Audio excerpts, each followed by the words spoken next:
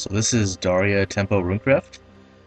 This is a deck that was created from the previous expansion, Rise of Bahamut, and it's a tempo deck, which all revolves around the legendary that Runecraft got from Rise of Bahamut, which is Daria.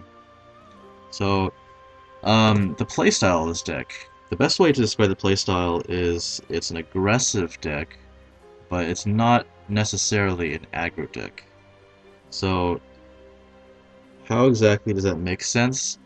Well, basically, it's a deck that, like, say, if you compare it to something like Aggro Blood, or like a Face Sword, or Aggro Shadow, like those decks, a lot of times what they want to do is curve out, right? So they play a 1-drop, and they play a 2-drop, and then after that they might play the 3-drop, or they might play a lot of really, really small followers, and they just flood the board really quickly. And then they just use that and snowball it into an advantage, and then quick victory. So this deck is a little bit different. It's actually fairly slow in the beginning, but at some point there's going to be a power spike, and for this deck, ideally the power spike turn happens at around turn 4 to turn 5, ideally. So how exactly is this power spike achieved? The power spike is achieved through Spellboost minions. So this deck runs a whole bunch of followers who can become cheaper every time you Spellboost something. That's their effect, right? So these are the followers. There's the Daria, which we'll talk about soon, and then there's the Witchette Emmylou. This is actually a Darkness Evolved card. Kind of an overlooked card in that expansion, but got new life because of this archetype. So you can see it's a 3-cost 2/2, but gets reduced by 1 if you get Spell Boost. So if she gets boosted even once, then she has vanilla stats for 2-drop. Then we have the Ogler. It's a 5-cost 3/4, but if he gets boosted even once, then he's a 4-cost 3/4, which is vanilla stats for a 4-drop. And then we have Blade Mage. This is a 6-cost 2/2 Storm. Quite expensive, but again, this is Runecraft. We run a lot of spells, so yeah, he can get reduced very, very cheaply. And then finally, we got the Daria. So Daria has a really, really unique effect in the game. She's really expensive though, 9-cost 5/5, but again, she has the cost reduction effect of Spell Boost, so she could be played potentially for 0, if that does happen. But basically her effect is she banishes all the cards in her hand, and then she draws 5 cards. So drawing 5 cards is absolutely insane. But on top of that, if any of those 5 cards happen to be Spell Boost cards, then she Spell Boosts them a grand total of 5 times. So that's a ridiculous effect. So the thing about Daria is that since she's going to be getting rid of your cards, like if you have any before you play her, then this deck is very, very aggressive and wants to be playing cards really fast. Because, if you banish like a full hand of 8 cards, that's awful. Ideally you want to banish no cards, but, in a more realistic situation, you'd be banishing like 1 or 2, maybe even 3 cards if you're kind of unlucky. So yeah, that is Daria. So we already know that we can spell boost followers by just playing spells, right? Because that's like one of Runecraft's main class mechanics. But then one of the other followers they got from the last expansion was they got followers who allow you to spell boost other followers as a fanfare effect. So those 2 followers are Craig and Clarke. So Craig's a 2-drop, vanilla stats, but his fanfare effect allows you to spell boost something, or not something, specifically spell boost a follower in hand twice. And then we have Clarke, who has an insane effect. So it's a 3-drop, vanilla stats, and then he spell boosts all the followers in her hand twice. So between the spells and Craig and Clarke, we can get all the spell boost followers to very, very cheap costs very, very quickly. So that's basically how the power spike happens. We have a fairly standard start, slow start, but at some point there's going to be a turn where you play a whole bunch of followers for free, or for way cheaper than they should be played for. And then when that happens, the opponent is just going to be scrambling to deal with the board. At that point, you just switch to a more aggressive playstyle and just try to snowball your commanding position on the board into a victory. So, since we're going to be using a lot of cards, generally this deck wants to flood the board with cheap followers. Daria allows us to refill, because basically she draws 5 cards for you. So, one of the unfortunate things about this deck is that it's a bit high-rolly. So number one, this is an aggressive deck, so you do want to be playing a lot of cards. You'll be running out of cards very, very fast. So if you don't draw Daria, this deck does suffer quite a bit, because it means that you can just run out of gas and then, fizzle out while your opponent stabilizes. But the other thing is, Daria draws 5 cards, and depending on what those 5 cards are, you might be able to either win the game on the spot, or you might just be okay. So the thing is, drawing 5 cards is always good, right? But let's say that she draws 5 cards and they're all Spellboost cards. Like, let's say she draws like 3 Oglers. Then if she does that, then you can essentially play 3 Oglers for free, since Ogler costs 5, right? So then it's going to get reduced, or it's going to get cost reduced 5 times by your effect. So it's a 0 cost 3/4. So then playing Daria like early on, and then playing 3 Oglers for free, against some decks, that's an instant win. So it's kind of a high rolly deck, And aside from that, of course, we have a lot of spells.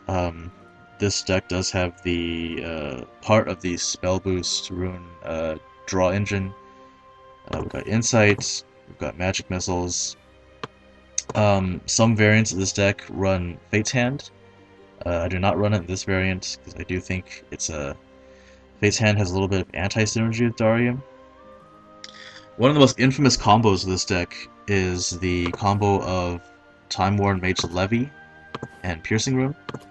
Actually, this combo was so powerful that it was actually nerfed in the previous expansion. So, Piercing Rune is a spell, it's a 4-cost spell, which does 2 damage to a follower, and then 2 damage to face. Not really all that great, right? But if this is in your hand when an allied follower evolves, then this gets cost reduced to 2. So this was nerfed because this effect, it used to be cost reduced to 1, which was really, really, really strong. And so, yeah, it was rightfully nerfed to 2. But even at 2, it's still pretty strong. So the thing to remember, and it's not really evident in the text of Piercing Rune, is that if you evolve a follower while it's in your hand, it turns to 2 cost. But then even after that turn is over, if you decide not to use Piercing Rune for whatever, it stays at 2 costs permanently. So it's really, really flexible.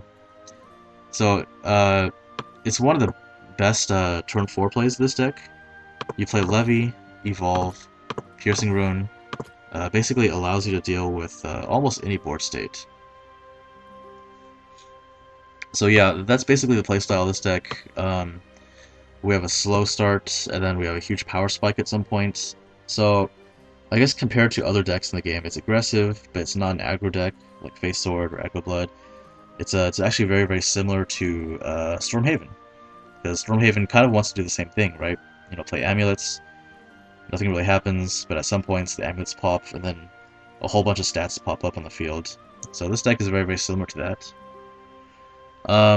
There's a couple of ways you can build this deck, like a few variations.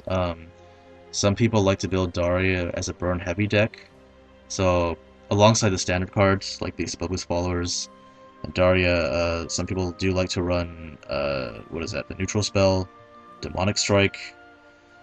I'm personally not a big fan of it. One option is Dance of Death. Dance of Death is actually a fairly inefficient spell for removal, but I feel like it has to be run because, sometimes the opponent plays something big, and you just have to deal with it, because if you use your followers to deal with it, you just lose way too much tempo. So yeah, I do feel like Dance of Death has to be run, even though it always feels bad to have to use it. And let's talk about new additions. So in Tempest, this archetype didn't really get that much love. One spell that some people seem to like is the Mutagenetic Bolt.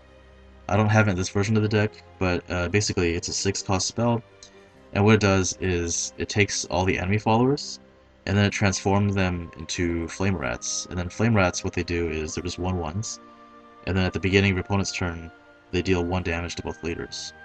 So it's a very, very good aggressive card.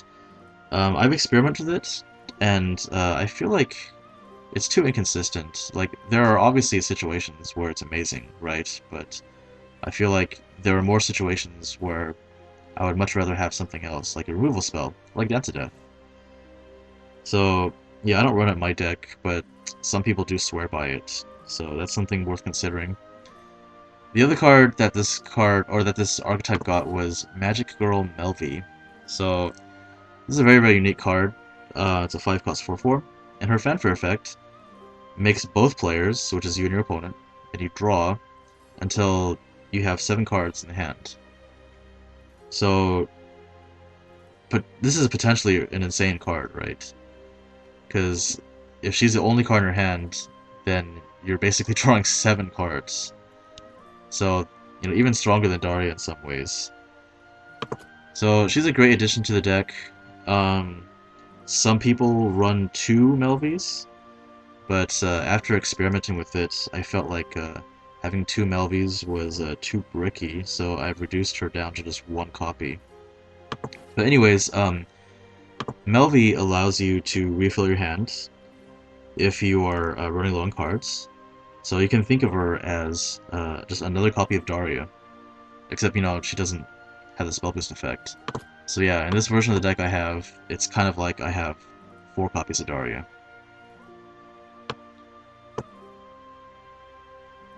So yeah, that's the deck. It's a very, very aggressive deck, tempo style. And one, I guess not really unique, but one tech choice I have is this card, Kaleidoscopic Glow. This card was previously cut from a lot of Daria decks in the past, but I feel like it's a lot better in the Tempest meta, primarily against the Shadowcraft matchup. So it's one of the best answers to a 2-drop. If they play it, you don't have a clean answer. It's also a really good answer to Prince of Catacomb. So if the Shadowcraft player, plays a 1-drop into a 2-drop into Catacomb, then at that point it's like really, really awkward to get rid of their low-cost minions, right? But then you can just bounce it, and then it kind of negates the fanfare effect. And not only that, it's Kaleidoscopic Glow, it draws a card, and because it's a spell, that means it's also going to spell boost your hand. So I feel like it's a really good card in this meta.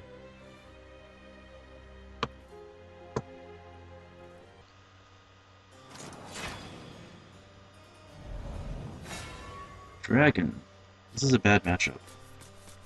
But luckily we are going second. We won that coin flip at least. Alright, so if you're going second, always keep Levy.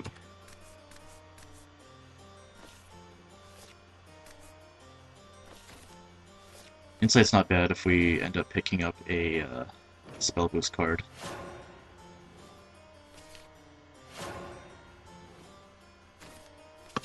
Alright, so we're not inciting, since we don't have any spell boost cards.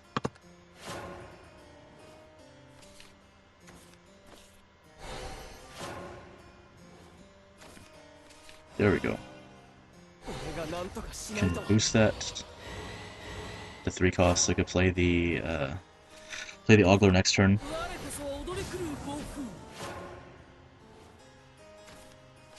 Oh, never mind. Magic Missile it down. There's Daria. So now I play Insight, just pass the turn. Pretty decent hand. We have the Levy set up for next turn. For Hob, so we can kill it with Magic Missile, Levy, Evolve.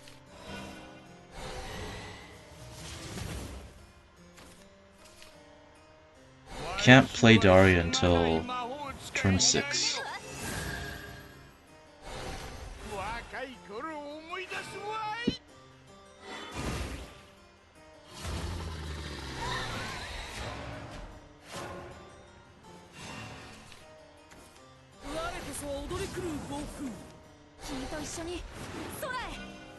Oh wow. That's a pretty desperate play from him. If he's willing to evolve his Zealot early just to clear the board, it means he has less combo pieces to use later on to burst us down.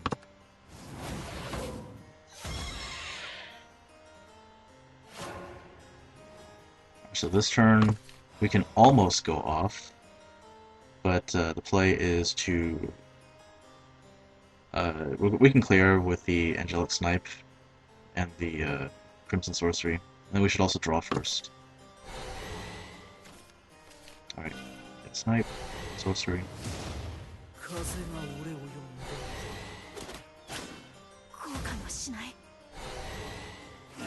And then next turn, we can go off Daria.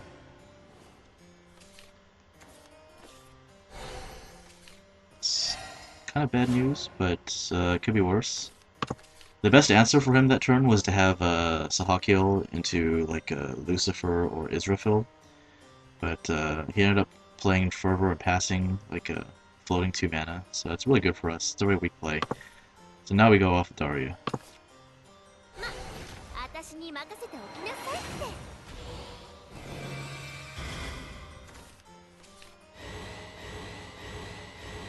Let me play Clarke.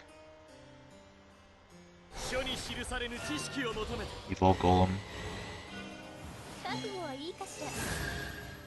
So the amount of power we just put on the board was just insane in that one turn. So now we have this big scary board, and if he does manage to clear it, and he probably will because he's Dragon, then we have another Daria to potentially refill the board in our hand.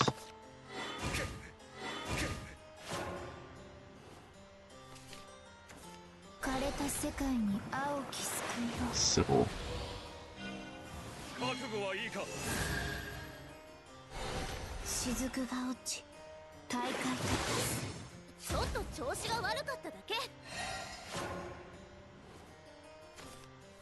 Alright, so this is a very, very critical turn. He healed, and he's at 14, while we have 4, 4, 2, we have 10. We have 12 on board. So we don't have lethal. However, we do have a Daria, a cheap Daria, and a Snipe in hand, which means we're 1 away from lethal. So, even though it's not guaranteed, the play here is to Snipe face, send everything else face, and just go for it. Hope we find something. Hope we find some direct damage. Just gotta find 1 damage.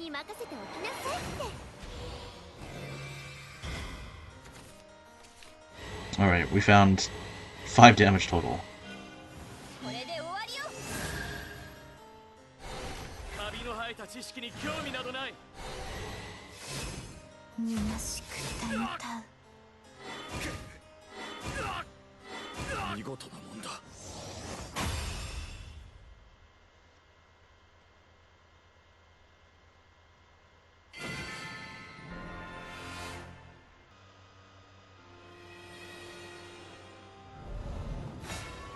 Shadow.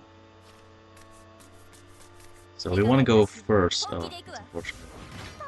Normally, with this deck, we want to go second, but against Shadow, we do want to go first, just so we can deny Shadow the initiative. Because if the Shadow player gets the God Curve, you know, the 1, 2, 3, 4, then it's like a auto win for them. This is a very bad hand, but if we draw a Clarke, could redeem it. Oh, this is 1 drop, going first. Alright, well, Kaleidoscope is very good. Okay, so we bounce the Conjurer. There's Clarke. Alright, so now we're back in the game. And we even got Levy for the comeback in turn 4.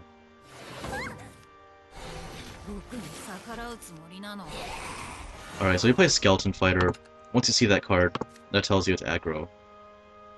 So, he's definitely going to be playing Cerberus Phantom Hell.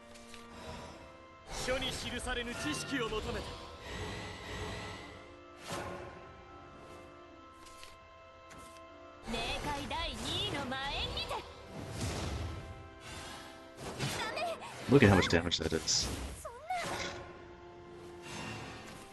Yeah, Orthrus going first is so painful. Anyways, we have to take off as much power from the board as possible. Luckily, we drew the Levy, which will definitely help. So, we're definitely killing off the 3-1 and the 2-2, and then we can't fully clear everything. We have a choice to kill either Orthrus or Skullbeast. Actually, the one we're going to kill is Orthrus. We're going to leave Skullbeast alive, and the reason is because Skullbeast is a 1-drop. So if we do end up picking up a Kaleidoscope later on, we can just bounce the Skullbeast instead of killing it, deny some shadows that way.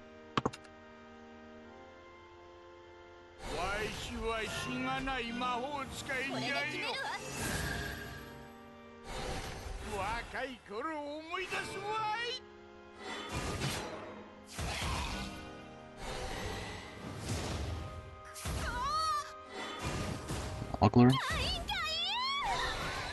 So we've taken back the board, but life is low. That is a very, very big misplay. And he got punished for it. So he was supposed to play Orthrus first. If he played Orthrus first to guarantee the buff lands on the Skullbeast. And right now he evolved the Skullbeast, so now he's just missing out on getting 2 face damage. It's bad also because he buffed the Goblin, and there's a good chance this Goblin's gonna die before he gets to attack with it. So yeah, bad ordering. We're at 9, which is very, very bad. Now if you look at our hand, we have a clunky hand, but we do have a 5-cost Daria. And it might seem painful to have to play Daria here and toss out all these cards, but it is in fact the correct play. You know, drawing the second Daria was also awful too, but the reason it's correct is because look at the cards we have. We have 2 Dances of Death. These cards are completely dead in the Shadow matchup, because they don't really play any big dudes other than Ikter. And this is aggro Shadow, so there's a good chance he doesn't even have Ikter. So yeah, we just play Daria and roll the dice, hope we get something good.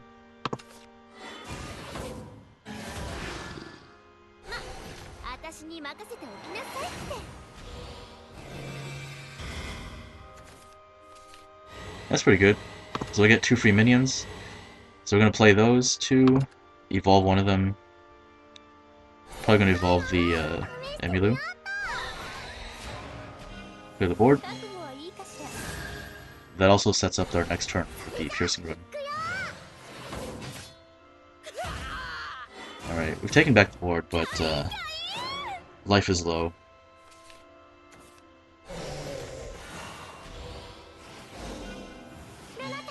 Uh-oh.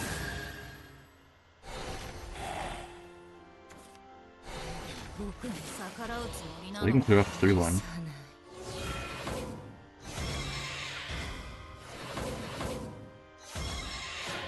So the fact that he traded here, because I expect him to go face here to put me at 5, which means that I die to Phantom Hell next turn. The fact that he traded tells me that he doesn't have Phantom Hell. So here, this is where we go aggressive, even though we've been basically playing defensively the whole game. This is where we turn things around. So snipe the Lesser Mummy, Piercing Rune the 2-2, play the Golem, and then evolve Daria, set up lethal for next turn.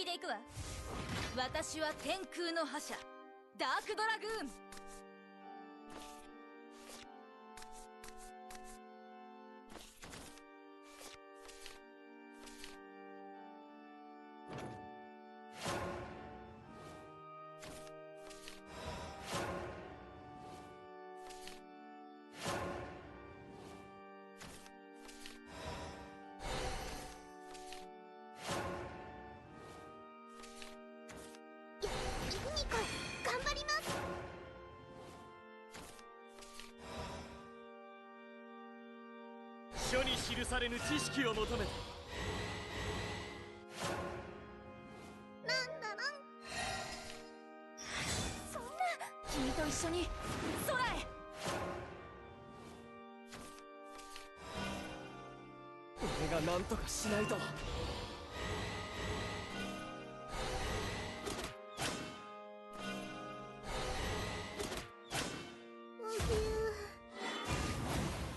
悔はしない。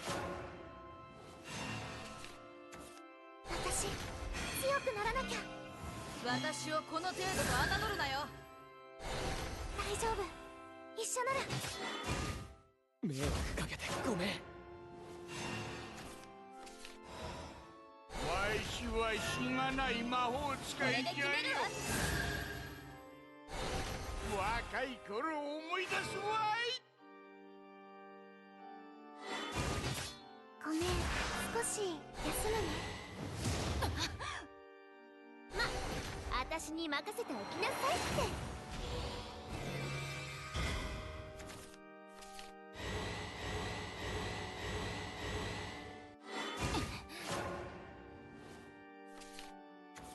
枯れた世界に青き救いを。さて、本気を見せようか。雫が落ち、大海と化す。ちょっと調子が悪かっただけ。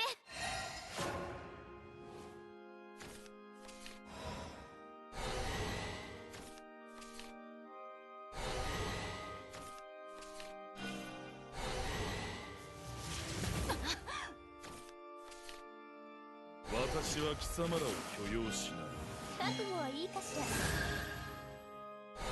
貴様らの行く末は決まっている。虚しくたゆたう。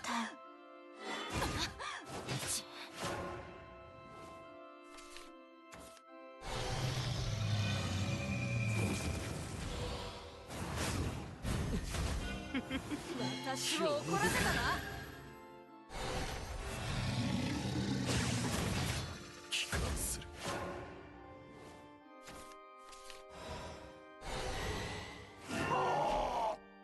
書に記されぬ知識を求めて。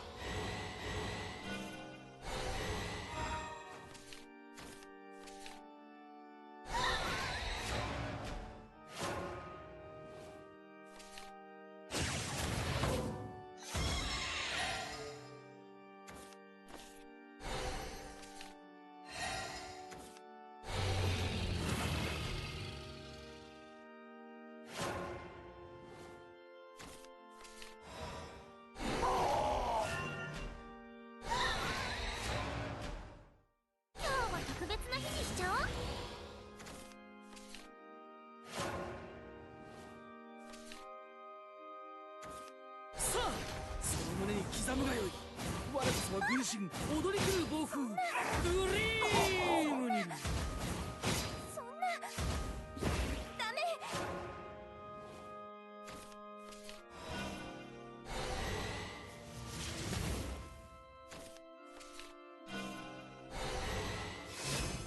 風が俺を呼んでいる。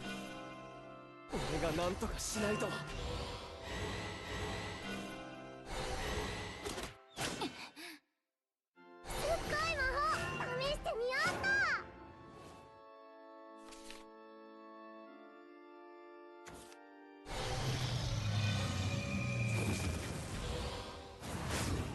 迷惑かけてごめん。一回の失敗じゃ逃げないや。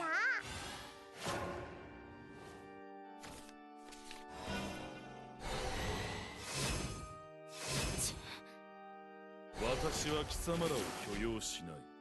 ま、私に任せておきなさいって。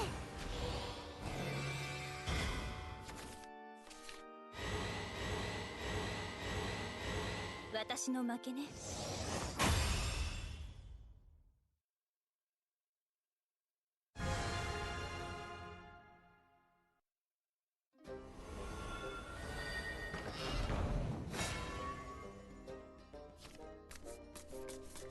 手加減なしよ。本気で行くわ。それじゃ始めよっか。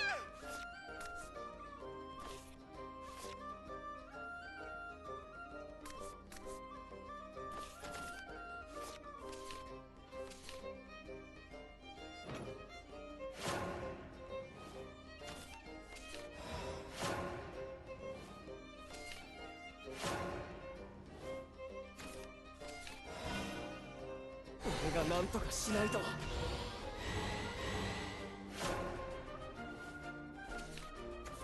こは我が庭、お前は餌よ。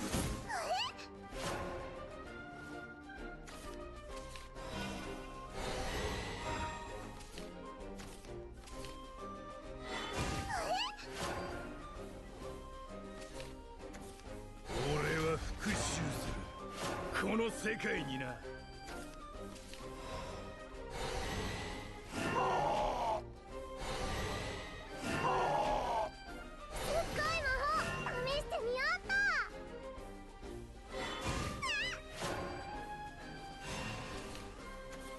ここは我が庭、お前は餌よ。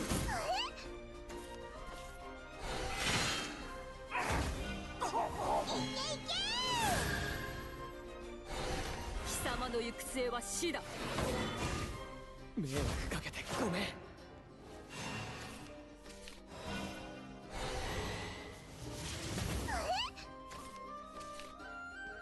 書に記されぬ知識を求めて。これで決めるわ。カビの生えた知識に興味などない。バカな。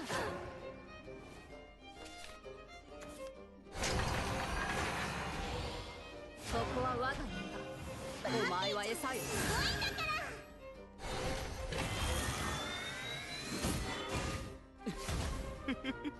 興味深い。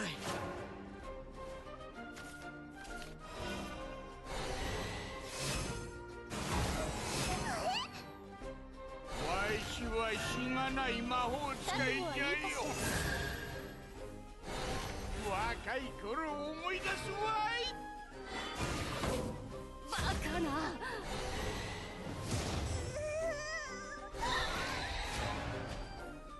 ま、私に任せておきなさいって。